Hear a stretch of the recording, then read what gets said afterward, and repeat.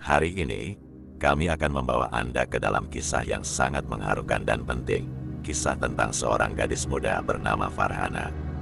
Kisah ini adalah peringatan bagi kita semua tentang betapa pentingnya empati dan pengertian dalam berinteraksi dengan orang lain. Jadi, mari kita mulai perjalanan ini dan belajar dari pengalaman Farhana.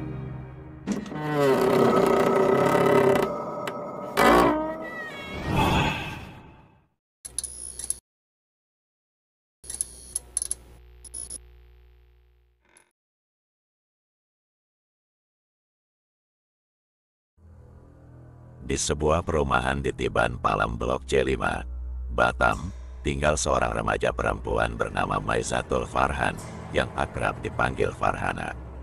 Farhana adalah anak dari pasangan Mukhlasin dan Ratna, dan mereka tinggal dalam sebuah rumah yang cukup baik di sana. Farhana adalah seorang siswi kelas 7 di SMP Negeri 3 Batam, dan dikenal sebagai sosok yang cantik, cerdas, baik, dan sopan terhadap semua orang di sekitarnya. Farhana memiliki hubungan yang sangat akrab dengan teman-teman sekelasnya dan juga dengan para guru di sekolah. Mereka saling peduli satu sama lain dan sering merayakan hari ulang tahun anggota kelas. Ketika tiba giliran Farhana yang akan berulang tahun, wali kelas dan teman-temannya merencanakan kejutan yang tak terlupakan untuk mengungkapkan kasih sayang dan penghargaan mereka terhadap Farhana. Beberapa teman Farhana berbisik-bisik satu sama lain merencanakan kejutan tersebut. Mereka sepakat untuk membuat sesuatu yang istimewa, seperti mengadakan pesta kecil atau kegiatan lain yang dapat meninggalkan kesan manis di hari spesial Farhana. Namun, tanpa disadari oleh Farhana, salah satu temannya berbisik kepada yang lain, Farhana akan berulang tahun tanggal 26 November, jangan sampai dia tahu ya. Mari kita buat kejutan untuknya. Rencana tersebut mulai tersebar ke seluruh teman-teman Farhana yang setuju untuk menjaga rahasia dan mempersiapkan kejutan tersebut secara diam-diam. Meskipun teman-temannya berbisik-bisik, Farhana merasa sedikit curiga. Ia merasa bahwa teman-temannya sedang merencanakan sesuatu untuknya. Seperti biasanya, mereka melakukan kejutan dengan melempar telur atau tepung ke anggota kelas yang sedang berulang tahun. Namun, Farhana memutuskan untuk tidak mengambil pusing dan menganggap bahwa mereka akan melakukan hal yang sama kali ini. Seiring berjalannya waktu, beberapa teman Farhana mulai menyusun rencana. Mereka membahas konsep kejutan tersebut, apakah akan menggunakan tepung dan telur seperti biasa atau mencoba sesuatu yang berbeda. Salah satu teman mengusulkan untuk melakukan prank atau drama kepada Farhana, mengikuti tren prank yang populer di platform YouTube. Teman-teman yang lain merasa ide tersebut menarik dan sepakat untuk melakukan prank yang tipis-tipis agar terkesan tidak terlalu berlebihan. Hari yang ditunggu pun tiba. Farhana sudah mengetahui bahwa teman-temannya merencanakan sesuatu untuknya. Ia memikirkan cara untuk menghindari kejutan tersebut. Farhana tidak ingin mengalami nasib seperti teman-temannya yang sebelumnya telah dilempari telur dan ditaburi tepung saat ulang tahun mereka. Ia meminta ayahnya, yang biasanya menjemputnya pulang sekolah, untuk datang tepat waktu pada hari itu. Farhana benar-benar ingin menghindar dari kejutan yang tidak diinginkannya. Farhana masuk sekolah seperti biasa dan mengikuti pelajaran tanpa adanya gangguan atau tanda-tanda bahwa teman-temannya sedang merencanakan sesuatu. Ketika lonceng istirahat berbunyi pada pukul 3 sore, teman Farhana mengajaknya pergi ke kantin untuk membeli makanan. Farhana, tanpa curiga, mengikuti temannya dan pergi ke kantin. Sementara itu, beberapa teman yang sebelumnya pergi dari kelas kembali masuk ke ruangan mereka. Mereka melihat bangku Farhana kosong dan mengetahui bahwa rencana mereka berjalan dengan lancar. Mereka mempersiapkan aksinya dengan mencari tas Farhana dan menyisipkan beberapa ponsel ke dalamnya. Selain itu, mereka melibatkan Bu Yeni, salah satu guru mereka, dalam rencana prank tersebut. Bu Yeni, seorang guru matematika, setuju untuk berpartisipasi dalam lelucon yang dipersiapkan oleh para siswanya terhadap Farhana setelah istirahat sekolah. Begitu istirahat berakhir, siswa mulai berkumpul di kelas, dan Bu Yeni, yang sudah setuju dengan lelucon tersebut, memasuki ruangan. Tiba-tiba, Seorang siswa bernama Ziko memulai lelucon tersebut dengan berpura-pura mencari uangnya sebesar Rp300.000 yang hilang dari tasnya. Bu Yeni bertanya apa yang terjadi dan Ziko menjawab bahwa uangnya hilang. Kemudian, seorang siswa perempuan berpura-pura kehilangan ponselnya. Bu Yeni meminta semua siswa keluar dari kelas dan meminta 4 siswa untuk membantu mencari barang-barang yang hilang tersebut. Mereka mulai mencari dan menemukan barang-barang yang hilang tersebut di tas Farhana. Bu Yeni memanggil Farhana dengan keras dan semua siswa mulai bersorak dan menuduh Farhana sebagai pencuri. Farhana, yang bingung dan tidak tahu apa yang terjadi, mencoba membela diri. Dia baru saja kembali dari kantin dan tidak mengerti mengapa dia dituduh mencuri. Bu Yeni menunjukkan barang-barang yang ditemukan di tasnya dan Farhana membantah bahwa dia mencuri. Namun, siswa lain terus meneriaki Farhana dan menuduhnya sebagai pencuri. Farhana merasa sangat malu dan hampir menangis. Dia merasa terpojok dan tidak bisa membela diri. Situasi tersebut menjadi sangat tidak nyaman dan lelucon tersebut berakhir dengan sangat buruk.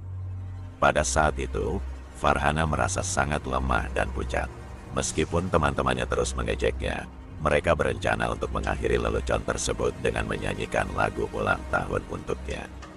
Namun, sebelum mereka bisa melakukannya, Farhana pingsan. Semua orang di kelas, termasuk guru mereka, terkejut dan panik. Mereka mencoba untuk membantu Farhana, tetapi dia tidak sadar. Sekolah kemudian menghubungi orang tua Farhana. Ayah Farhana, yang tidak mengerti mengapa putrinya pingsan, segera datang ke sekolah.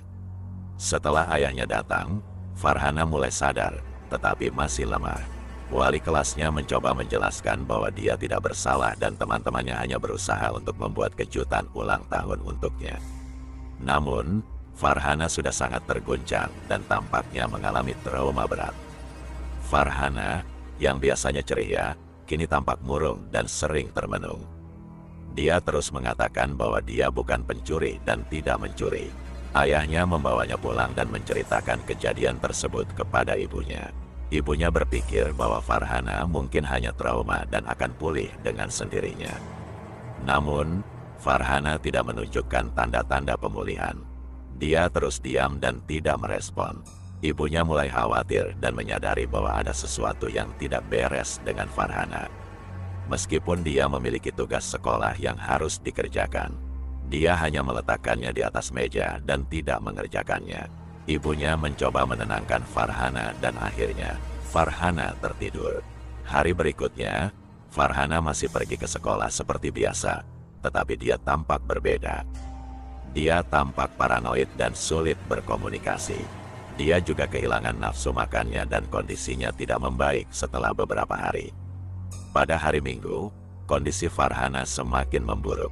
Dia tampak sangat cemas dan sering menangis. Ibunya sangat khawatir dan mencoba berbicara dengannya, memintanya untuk berdoa untuk menenangkan dirinya. Farhana mengikuti saran ibunya, tetapi setelah itu, dia mengatakan kepada ibunya bahwa dia merasa berbeda dan aneh. Ibunya mencoba menenangkannya dan mengatakan bahwa dia mungkin hanya lelah dan perlu beristirahat. Namun, Farhana tampak semakin bingung.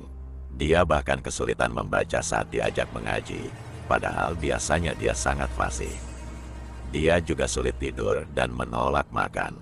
Beberapa hari kemudian, orang tua Farhana meminta izin dari sekolah untuk membawa Farhana ke rumah sakit. Di rumah sakit, dokter menjelaskan bahwa Farhana menderita depresi yang berat yang telah mempengaruhi kesehatannya secara fisik. Dia juga menderita infeksi otak dan peradangan saraf. Farhana dirawat di rumah sakit selama beberapa minggu. Dia sempat sadar selama 2 hari dan bangun, tetapi dia tidak mengatakan apa-apa dan tampak kosong. Kemudian, dia kembali tidak sadar. Pada hari Kamis, tanggal 16 Desember tahun 2010, Farhana bangun dan memanggil orang tuanya. Namun, dia tiba-tiba tidak bisa berbicara dan pingsan lagi. Orang tuanya panik dan memanggil dokter. Tetapi sayangnya, itu adalah saat terakhir Farhana. Dia meninggal dunia pada dini hari. Berita tentang kematian Farhana menyebar dan menjadi sorotan media. Banyak orang bertanya-tanya apakah seseorang bisa meninggal karena depresi akibat lelucon. Kasus ini juga menjadi perhatian Dinas Pendidikan Kota Batam dan DPRD Kota Batam. Sekolah mengakui bahwa mereka telah merencanakan lelucon tersebut untuk membuat Hari Farhana lebih berkesan. Namun, mereka tidak pernah menyangka bahwa lelucon tersebut akan berakhir dengan tragis. Meskipun demikian, tidak ada yang dihukum atas kejadian ini karena penyebab kematian Farhana dianggap sebagai kondisi medis.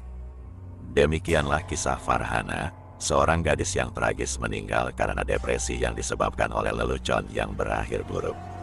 Kita semua harus mengambil pelajaran dari kisah ini. Mari kita selalu berusaha untuk lebih memahami dan menghargai perasaan orang lain. Jangan lupa untuk like, share, dan subscribe. Sampai jumpa di video berikutnya.